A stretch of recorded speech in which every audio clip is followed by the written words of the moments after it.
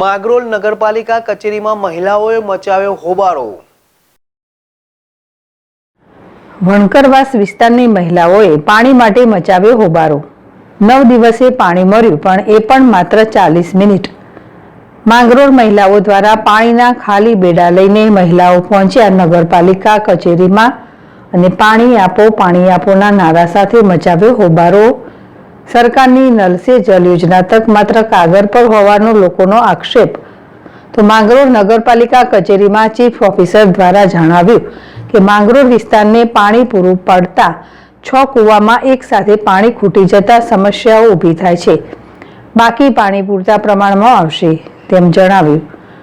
આગામી સમયમાં પાણીનો પ્રશ્ન હલ નહીં થાય તો ગાંધી ચિંધ્યા માર્ગે આંદોલન થાય તેવી ચીમકી ઉચ્ચારી છે। Jitu Parmar, ZS TV, Mangrol.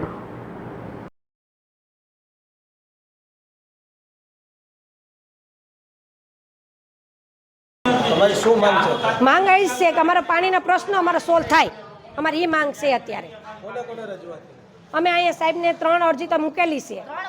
3 વર્ષથી અમે અરજી આપીએ છીએ, અમે એકેય અરજીનો અમને જવાબ આપ્યો નથી। હજી લગ્ન સર્વિસમાં અમને કોઈ પ્રશ્નનો સવાલ જ નથી, અમને જવાબ જ નથી મળતો। વારંવાર આવીએ, ટાઈમ નથી, અમારા પાસે ફોન કરીએ તો કાંઈ રોંગ નંબર છે એવા અમને પ્રશ્નોનો જવાબ આપે છે। એનું અમારે શું કરવાનું?